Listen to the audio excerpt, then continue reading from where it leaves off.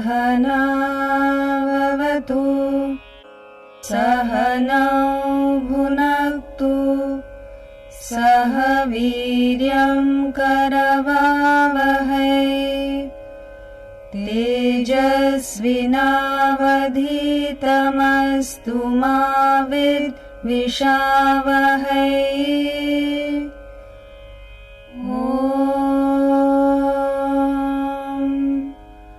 Shanti Shanti Shanti. We in India have this tremendous advantage of the knowledge of Vedanta, knowledge of the Bhagavad Gita. But there aren't many takers for it, and even those who study the Gita or listen to it have a lackadaisical approach towards it because we don't really understand the power that the Gita bestows on us.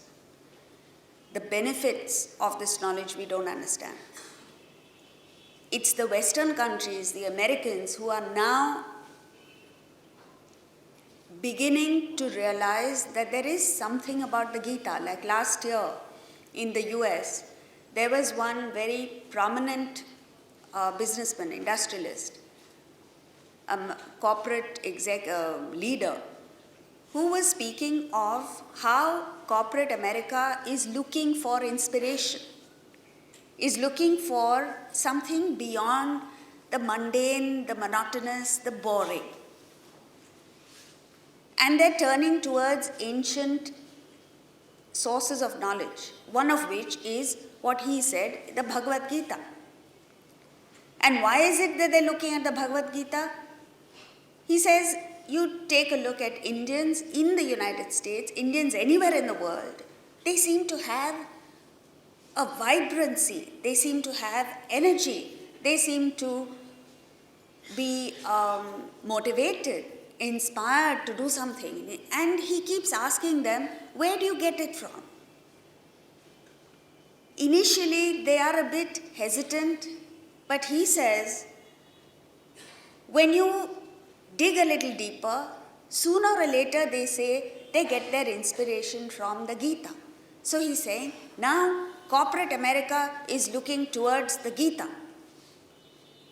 And his next question was, is corporate India also taking inspiration from the Gita? I said, no, because corporate India is looking at corporate America for inspiration. Why is it? It's not that we're not intelligent. It's because there are certain misconceptions, misunderstandings, wrong notions that have seeped into our system, not just now, for generations. First of all, yes, it is true that Vedanta, the Bhagavad Gita, speaks of the transcendental and it takes us to the state of perfection, the state of realization. Yes, that's true. But let's face it, how many of us are interested in that? We are interested in how to get over the next challenge that's before us. And nowadays, very often, the next challenge is how to get from one end of the city to another without getting stuck in traffic.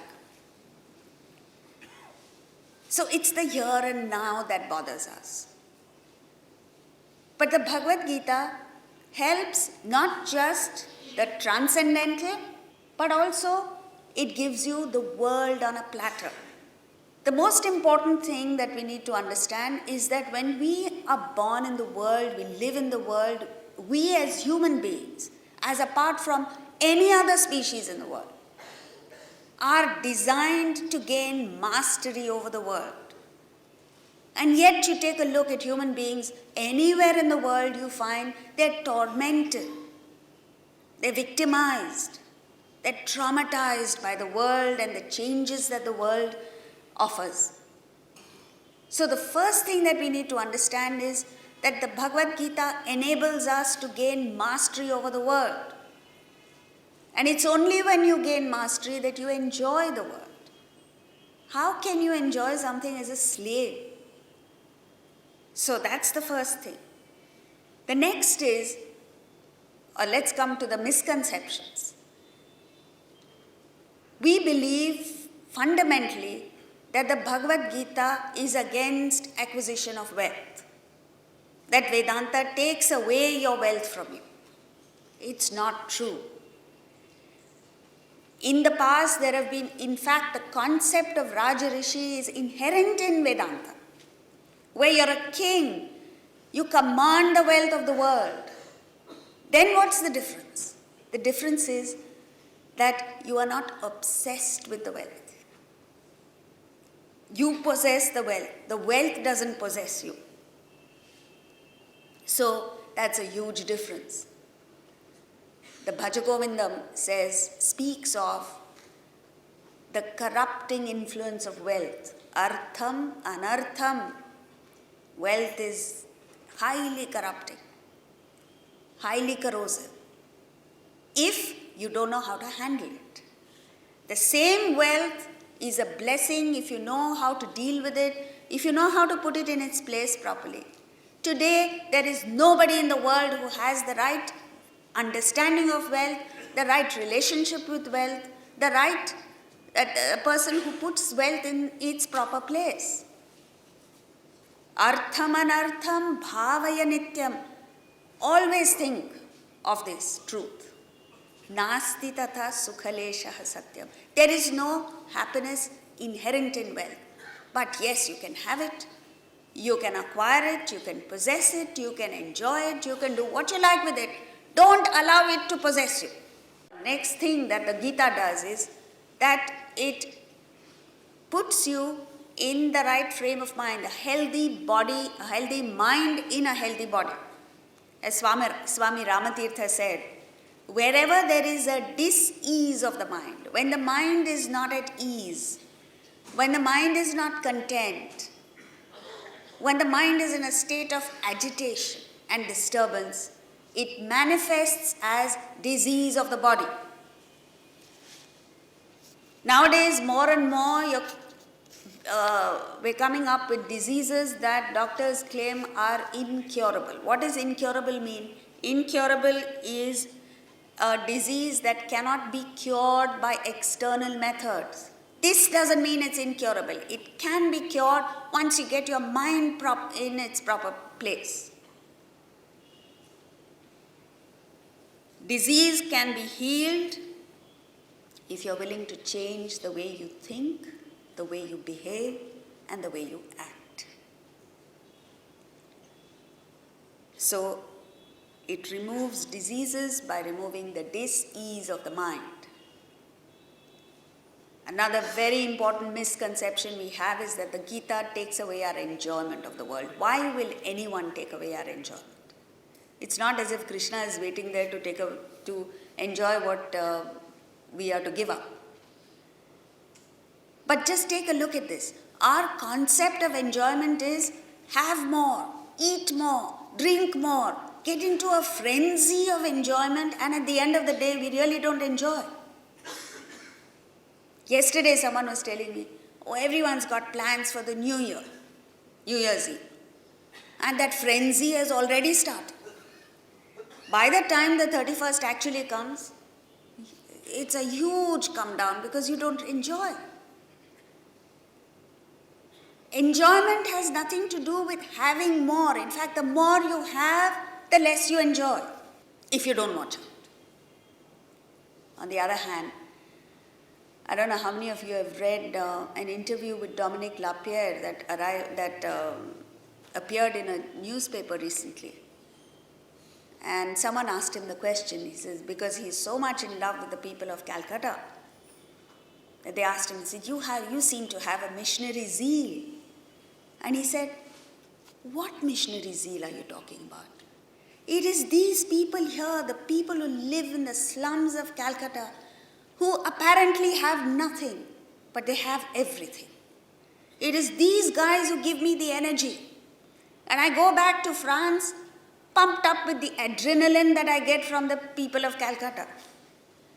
Not general people of Calcutta, people in the slums. And he says, they find some excuse to celebrate every day. Every day there is a celebration. And apparently once he asked them, he says, today which god are you celebrating? And they said, we're not celebrating God, we're celebrating the arrival of spring. And he thought to himself, he says, what do these people have? They have no trees, no flowers, no bird singing, nothing going for them.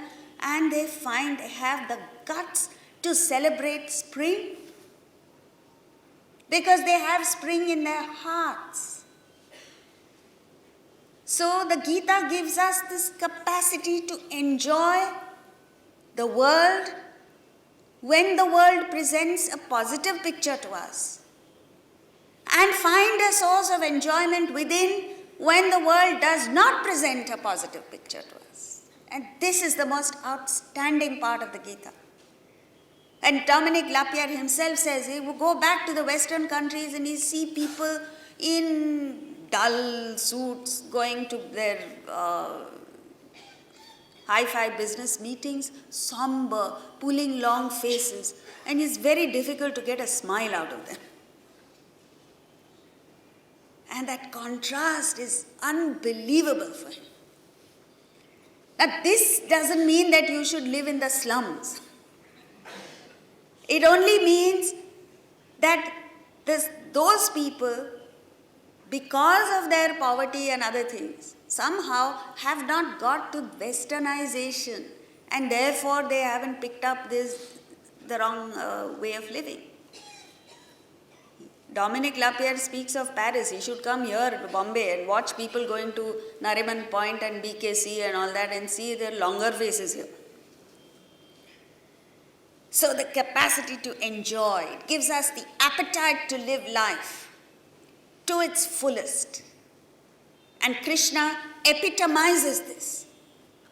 Forget the philosophy. His very life epitomizes this. Start to finish, he was faced with all kinds of problems. And yet, he never, ever pulled a long face. He was always cheerful, full of life, full of energy, full of mischief. And this is the characteristic of a spiritually evolved person. Next comes action. We somehow tend to believe that the Bhagavad Gita tells us to get away from action and renounce action and go and sit in the Himalayas. Totally wrong concept. If you go into the background of the Gita, it is Arjuna who wants to give up action. It is Arjuna who tells Krishna, what are we doing here engaging in this ghora karma, horrible action? Let's get away to the Himalayas and meditate. And it is Krishna who tells him that you have to find your peace, you have to find your fulfillment in performance of the action. It is not the action per se that makes it terrible. It is your attitude towards the action. And what is this attitude that we're talking about? In and through our actions, we must think in terms of investing, plowing back, giving, rather than reaping benefits, rather than just looking at returns.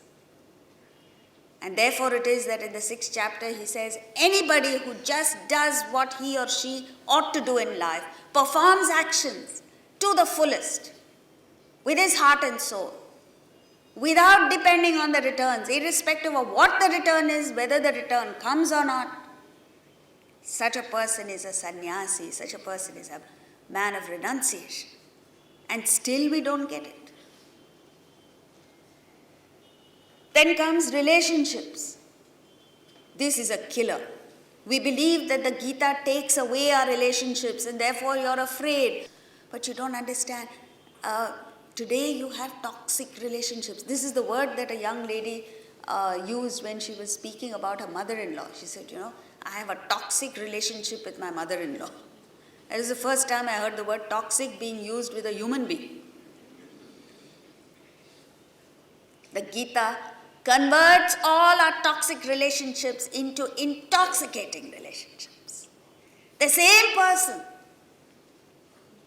the same faults, the same weaknesses, the same shortcomings, your relationship with that very same person can become wonderful. And this is what the Gita speaks of. You see, if you get into a relationship thinking that the other person will lend happiness to a troubled mind, that's not going to happen. You have to find happiness within yourself. And then any relationship will give you fulfillment. And the art of relating with people, the art of establishing wonderful relationships with people is what the Bhagavad Gita is about. Next comes knowledge. Today we are looking at only downloading information. Not into our computers, into our brains. But the Gita speaks of strengthening our intellect. And once you have a strong intellect, you can deal with any situation in the world. You can manage any knowledge that you acquire. You come out right on top of any challenge. But today, nowhere in the world, in no educational institution, anywhere, is the intellect focused, highlighted. Are you taught how to develop that intellect, strengthen that intellect, use the intellect in all your interactions with the world? And therefore it is that we end up with having brilliant people, no doubt, highly intelligent people, people with a lot of knowledge, but who don't have the capacity to deal with any situation because the intellect is poorly developed. Buddhi. So what the Gita does is it takes us to the development of our inner personality in such a way that we can handle not just our own senses, our own cravings, our own weaknesses, our attachments, our emotions, but through that to gain mastery over the world.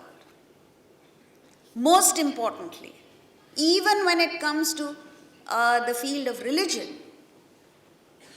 those people who are so-called religious are only focusing on the rites and rituals, the proper way of going about a certain ritual, rather than what is RIGHT. How many of us have the courage to consult our own conscience, to live by our own conscience, and stand up against the world when it comes to a difference of opinion between your own conscience and what society does? This is an amazing trait that the